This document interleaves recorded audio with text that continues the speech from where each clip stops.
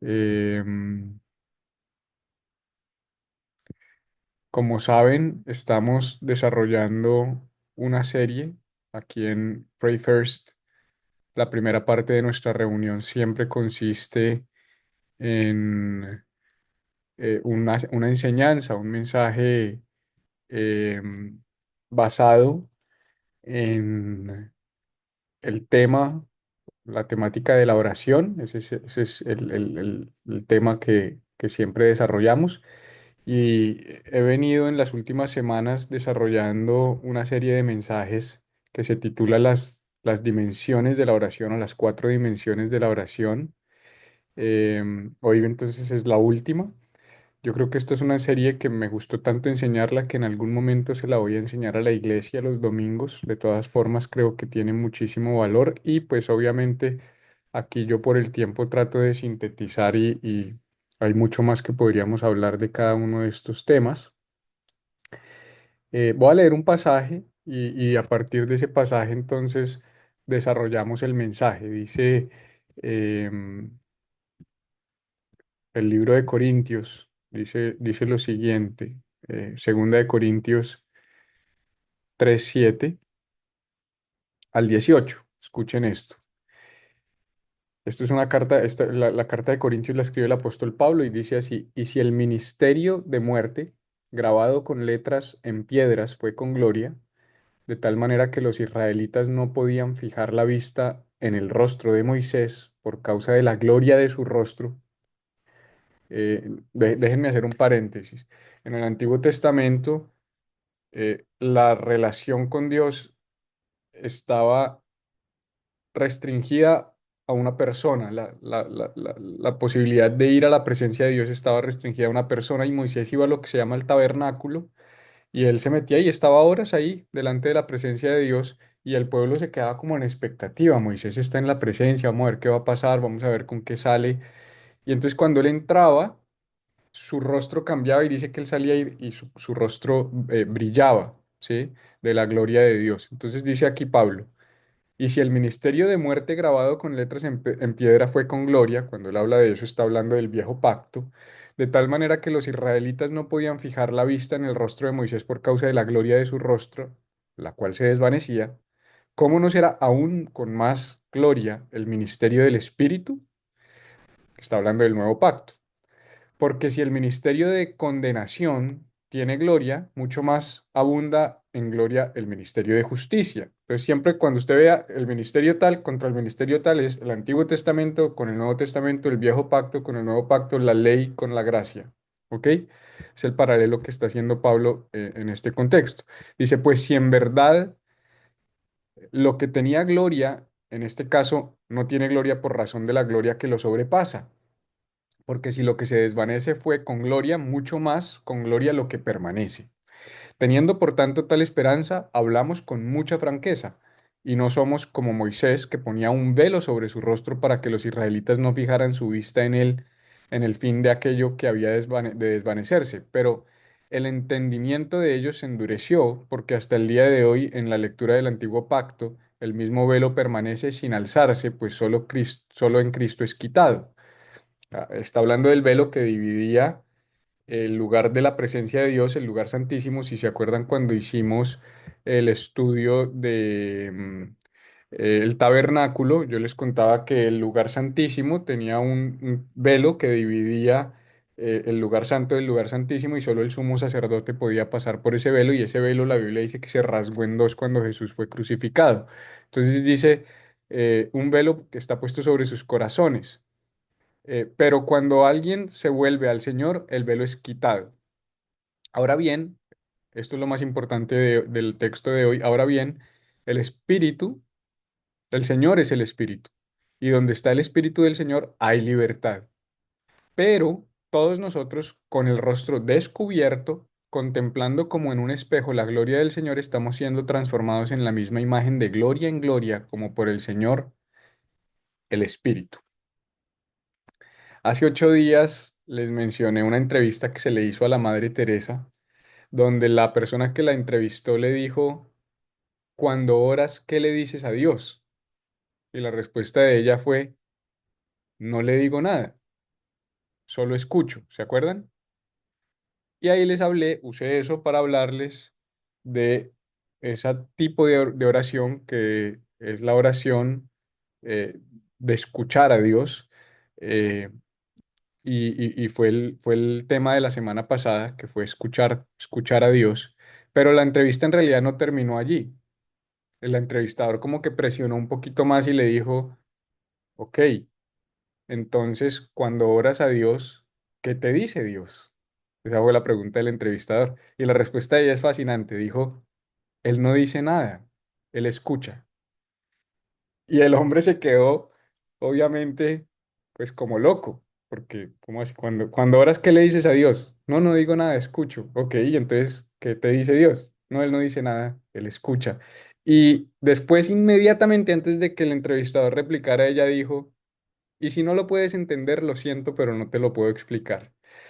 Y al final del día ella se está refiriendo a una dimensión espiritual que pocos experimentan y que es muy propia de los cristianos contemplativos, especialmente de los monjes, pero que es una disciplina que yo creo que se ha perdido y que sería importante nosotros empezar a retomar y a reintroducirla en nuestras vidas. Es una disciplina espiritual que va mucho más allá de hablar con Dios o de hablarle a Dios e incluso de escuchar a Dios. Es lo que San Juan de la Cruz, que se los mencioné hace 8 días, que escribió La Noche Oscura del Alma, llama el amor silencioso. Él le llamaba así, el amor silencioso. Y ya hablamos de tres dimensiones. Si se acuerdan, hablamos de hablarle a Dios, de hablar con Dios y de escuchar a Dios. Hoy vamos a hablar de estar con Dios. Es esta etapa final de las dimensiones de la oración. Sin duda alguna, una de las maneras más profundas de conectar y de tener intimidad con otra persona, con otro ser humano, eh, en ocasiones consiste en disfrutar la presencia de esa persona y estar en silencio. No sé si ustedes tienen alguna persona con la que ustedes puedan conectar de esa manera. Solo las relaciones más íntimas y más profundas logran conectar en silencio solamente con el estar. Hay momentos donde, por ejemplo, con Catalina, nosotros solo estamos. Puede ser que salgamos a caminar juntos y no hablemos. Simplemente no estamos peleados, no estamos bravos. Simplemente podemos conectar con el estar.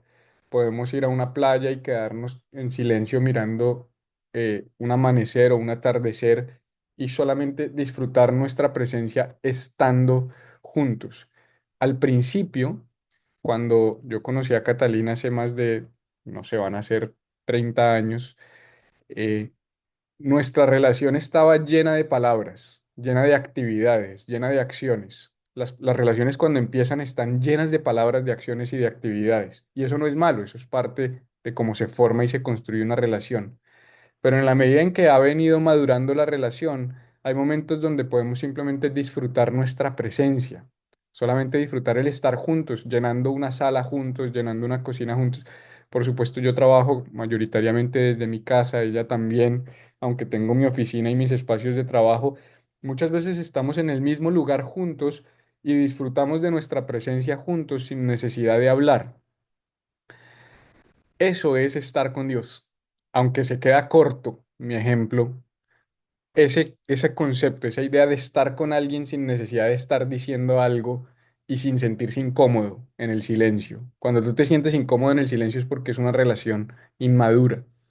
En el matrimonio, la conexión más profunda se le conoce como el entrelazamiento de las almas. En inglés le llaman intermingling of the Souls. Es la conexión más profunda a la que se le refiere como una sola carne. Es cuando nos hacemos uno y por supuesto viene por medio de la intimidad sexual, entre otras cosas.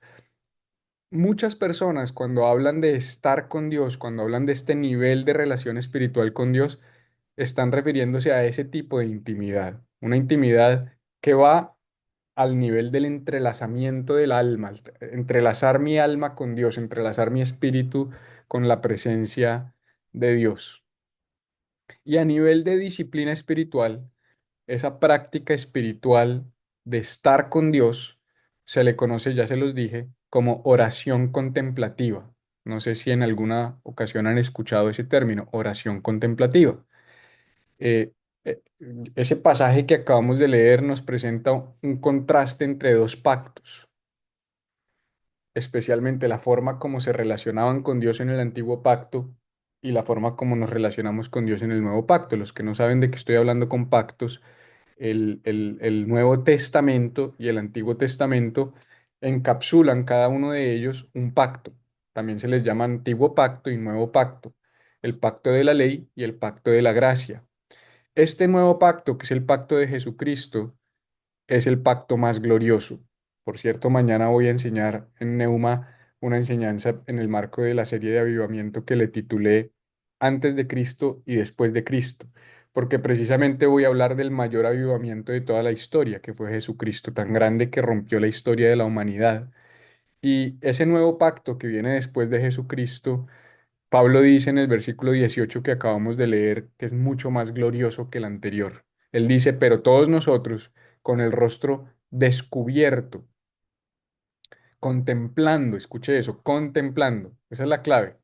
Usted dice, Felipe, pero ¿dónde está en la Biblia eso de la oración contemplativa? Acá y en muchísimos otros lugares contemplando, como en un espejo, la gloria del Señor, estamos siendo transformados en la misma imagen de gloria en gloria, como por el Señor, el Espíritu. Esto es demasiado poderoso, esto es uno de los pasajes más poderosos que hay en las Escrituras. Pablo lo que está diciendo es que cuando tú contemplas a Dios, eres transformado a la imagen de Dios. Eso es lo que está diciendo Pablo. Te lo voy a leer otra vez. Dice, nosotros con el rostro descubierto, lo que está diciendo, ya no necesitamos un velo, ahora lo podemos hacer como somos, no necesitamos máscaras. Esto conecta con todo lo que hemos aprendido de venir tal como somos delante de su presencia, contemplando como en un espejo, no es en un espejo, dice como en un espejo, la gloria del Señor. O sea, así como tú contemplas un espejo y te quedas mirando un espejo, así mismo contemplas, pero en este caso no un espejo, sino contemplas la gloria del Señor.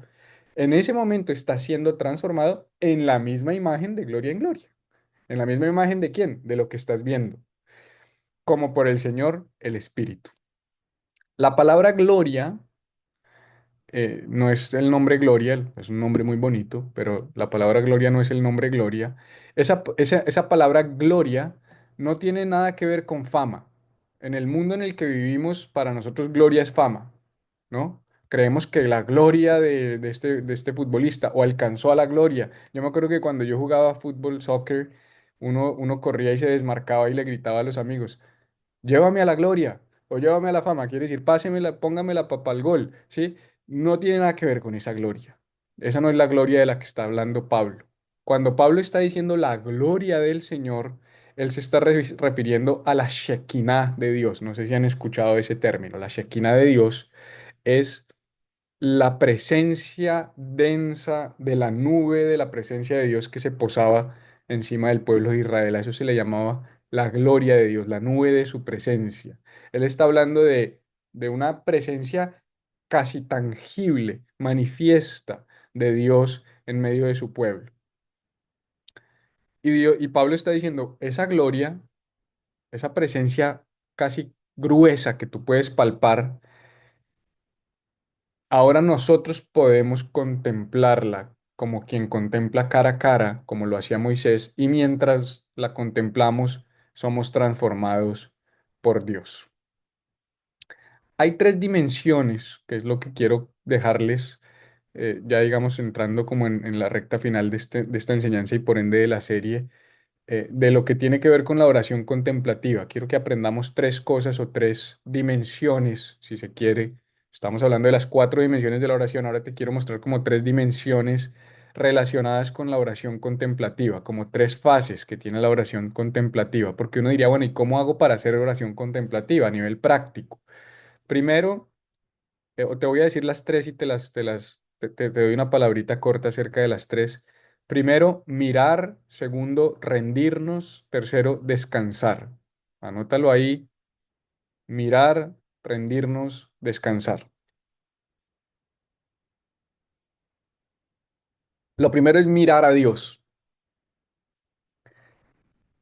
John Mark Comer dice, mirar a Dios mirándote a ti en amor. Y eso me parece muy profundo. Mirar a Dios mirándome a mí en amor.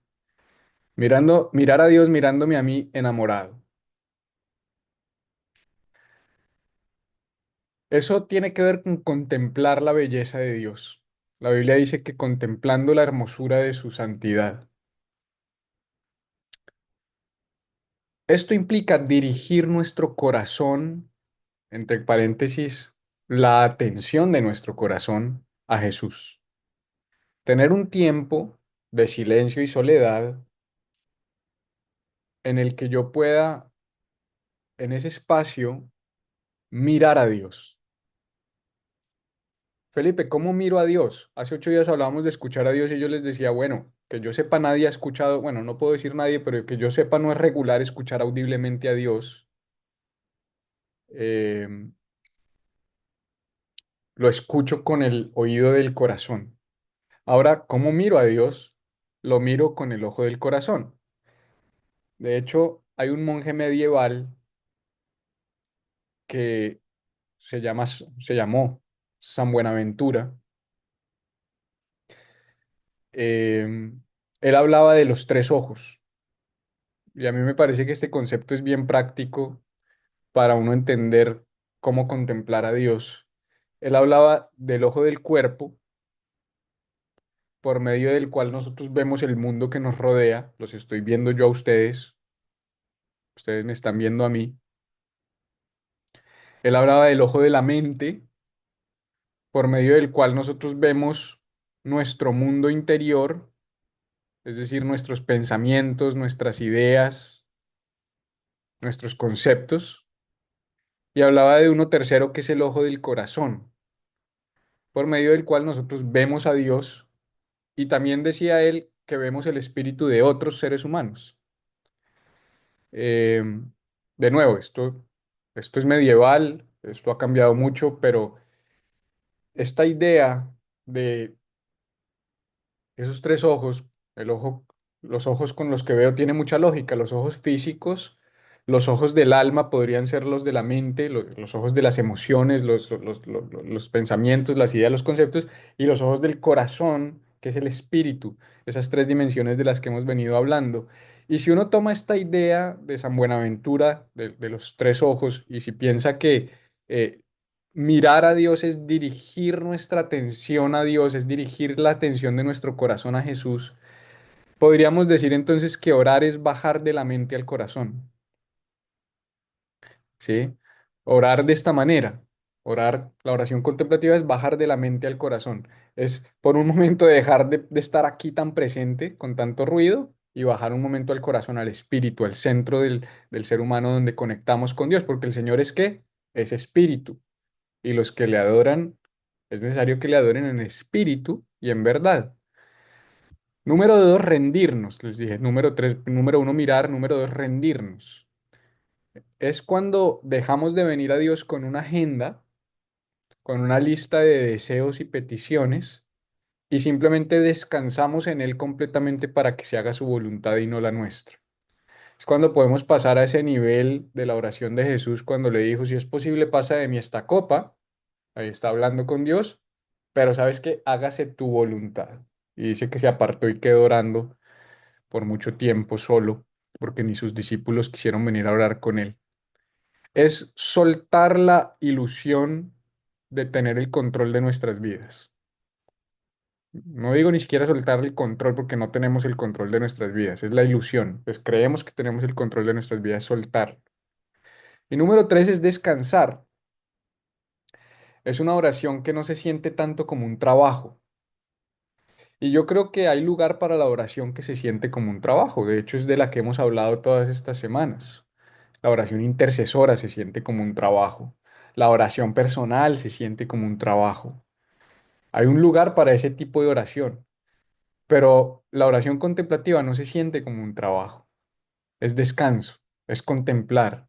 Es como cuando te sientes a contemplar una montaña, si te gusta la naturaleza, o cuando te sientes a contemplar un atardecer, o cuando te sientes a contemplar un río o el mar o te sientas a contemplar un acuario. Yo que tengo mis acuarios y yo me siento a contemplarlos. De verdad, yo pues no les puedo decir como además trabajo al lado de mi acuario, a veces me siento a contemplar los pececitos y las maticas y los cangrejitos y todo lo que tengo allí, uno empieza a contemplar.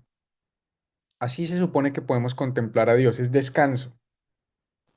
Es descansar en Él, es disfrutar su presencia. Implica esperar en Él. Nos gusta mucho esperar. Miren este pasaje, y ya voy a terminar, Efesios 3 del 14 al 19. Por esta causa, pues, doblo mis rodillas ante el Padre de nuestro Señor Jesucristo, de quien recibe nombre toda familia en el cielo y en la tierra.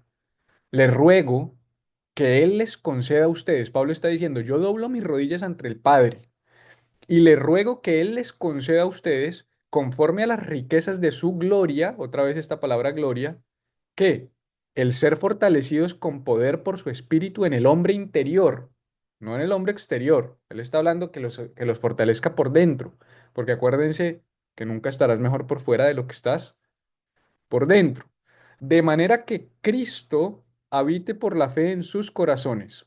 También ruego que, escuchen esto, arraigados y cimentados en amor, ustedes sean capaces de comprender con todos los santos cuál es la anchura, la longitud, la altura, la profundidad de conocer el amor de Cristo que sobrepasa el conocimiento para que sean llenos hasta la medida de toda la plenitud de Dios.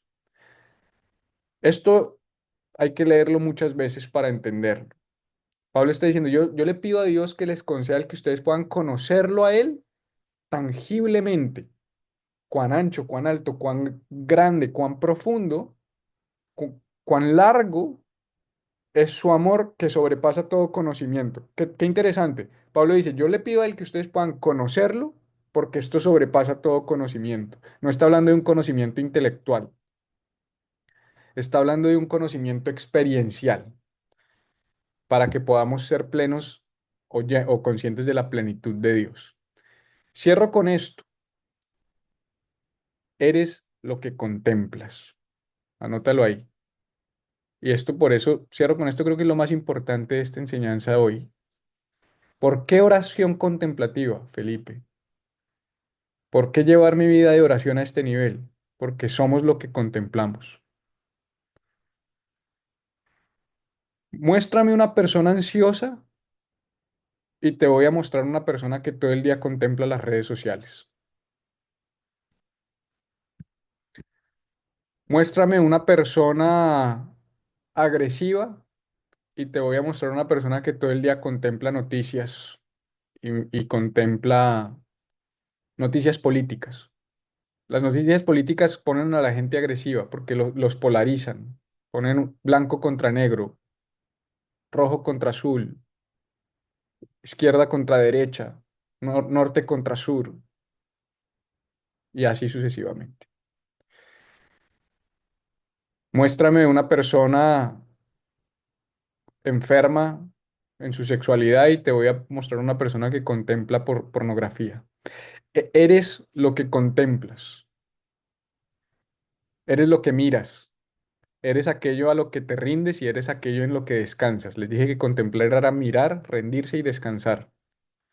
Aquello con lo que aquello que estás mirando, a lo que te estás rindiendo y que estás contemplando todos los días, en eso te estás convirtiendo. Anótelo por ahí, soy lo que contemplo, a ver si cambiamos lo que contemplamos. Yo probablemente me voy a convertir en pescado porque me la paso viendo mis pececitos. Para ser como Jesús, debemos contemplar más a Jesús. Y te regalo este pasaje, Salmo 34:5.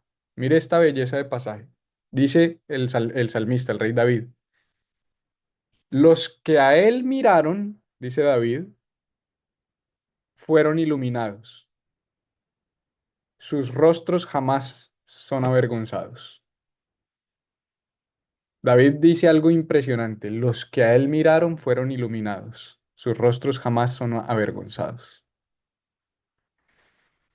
Familia, la oración contemplativa no es solo para monjes para pastores, para gente súper, hiper, mega espiritual o para la Madre Teresa de Calcuta.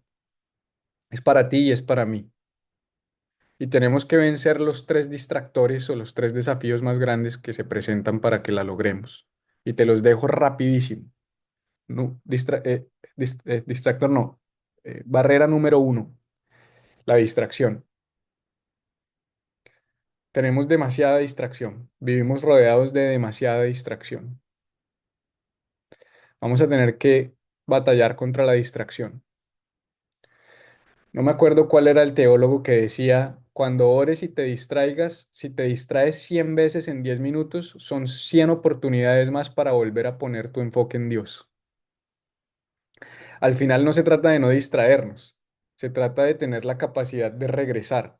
A veces yo estoy orando y empiezo, Señor, yo te pido, Señor, que nos guardes y que nos bendigas. Y Padre, yo te pido que nos des un lugar más grande para la iglesia. Y empiezo el lugar. Ay, se me olvidó contratar el hotel para este domingo. Ay, el otro mes no sé, y ya me fui. No sé si les pasa. O Señor, yo te pido por las finanzas, porque tenemos que pagar la renta. Ay, la renta, no llame Entonces, nos distraemos muy fácil. No pasa nada. Vuelve rápido. Uy, perdóname, Señor, aquí estoy otra vez, ¿sí? Y vuelve a Él. Ahora, si estamos hablando de contemplativo, que no es hablando, sino es contemplando a Dios. Señor, contemplo tu belleza, contemplo tu gracia, contemplo tu amor, gracias por amarme y te vas, pues vuelve. Número tres, la prisa, el, el afán. Tenemos que batallar contra el afán, sobre todo en una cultura donde el tiempo es dinero y el dinero es Dios. Vivimos en una cultura donde el tiempo es dinero y el dinero es Dios. En otras palabras, el tiempo es Dios, porque la gente ya no tiene tiempo. Esa es la excusa, no tengo tiempo. Y como les dije la otra vez en una reunión, decir no tengo tiempo es decir para mí no es suficientemente importante. Y si tú no tienes tiempo para orar, es porque Dios no es importante para ti, no está en tu agenda. Hay que batallar la prisa, el afán. Y último, el ruido interior. Creo que es un enemigo de la oración contemplativa. Tiene parecido a los distractores, pero yo estoy hablando de los distractores externos también, del ruido externo. Aquí estoy hablando del ruido interno. Y hay que batallar contra el ruido interior para poder contemplar a Dios, pero pues les presento esos tres desafíos porque soy consciente de que están, pero todos los tenemos. Si ustedes creen que la Madre Teresa no los tenía, que Jesús no los tenía, que los monjes no los, los tienen que les toca ir a meterse en un monasterio, si no, no existirían los monasterios. Sí, pero no se supone que nos vayamos a un monasterio, a no ser que tengas un llamado de irte a un monasterio, pero se supone que lo hagamos aquí y ahora, que aprendamos a contemplar aquí y ahora. Así que espero familia que estas tres dimensiones estas cuatro dimensiones los hayan bendecido. A mí sí, sin duda, me desafían. Esto es solo el principio de unas ideas que nos retan a ir más profundo en nuestra relación con Dios, de pasar de hablarle a Dios, ese monólogo en el que solo hablo, hablo, hablo y recito oraciones, a hablar con Dios, a tener una conversación más honesta, más genuina, más profunda del corazón, a escucharlo a él, a poder callar y ver el que quiere hablarme y qué quiere decir, a estar con él y ni siquiera necesitar que ni yo hable ni él hable, sino disfrutar su presencia. Esto requiere disciplina, requiere tiempo, pero para eso estamos acá, para seguir creciendo en nuestra vida de oración y en nuestra fe. Así que eh, vamos a orar.